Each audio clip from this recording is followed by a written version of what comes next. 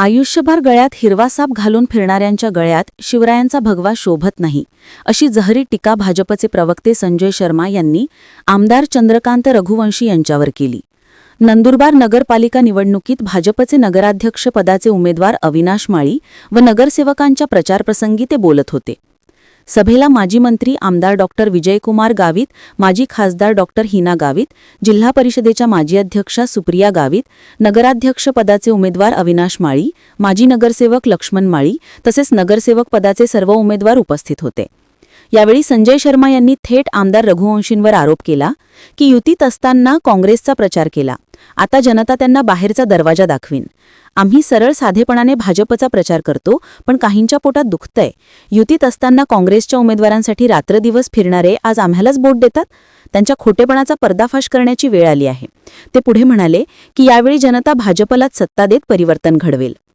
सभेत आमदार डॉक्टर विजयकुमार गावित व माजी खासदार डॉक्टर हिना गावित यांनीही कार्यकर्त्यांमध्ये उत्साह निर्माण करणारी भाषणे केली. भाजपाच्या या सभेने नंदुरबारच्या राजकारणात मोठा भूकंप घडल्याचं दृश्य दिसत असून कार्यकर्त्यांचा आत्मविश्वास शिगेला पोहोचला आहे. यामुळे विरोधकांच्या छावणीत चिंतेची लाट पसरल्याचे बोलले जात आहे. सभेला नागरिकांनी मोठी गर्दी केली होती. सुनील माळी, श्री न्यूज, नंदुरबार. आयुष्यभर जो माणूस हिरवे साप गळ्यात घालून फिरला,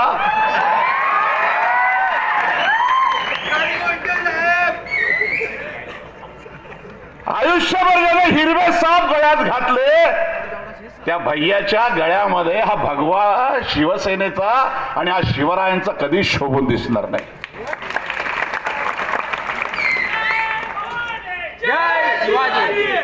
बोललात की भाचीवर सुद्धा खालच्या स्तरावर जाऊन टीका केली.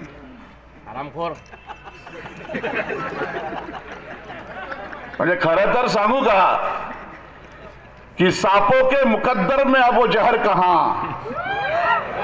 सांपों के मुकद्दर में अबू जहर कहां, जो चंदू भैया आजकल बातों में उगलते हैं.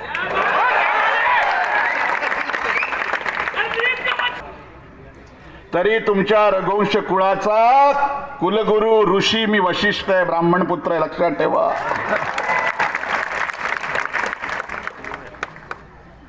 अरे तुम्ही तुमचं काम करा, तुमच्या पक्षाचं करा, आम्ही आमचं काम करतोय.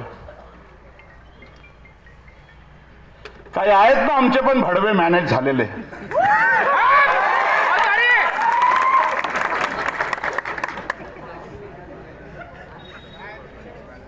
पण हिनात आहे, गेली 30 वर्ष मी भारतीय जनता पार्टीच्या विविध निवडणुकांमध्ये प्रचारासाठी फिरतोय.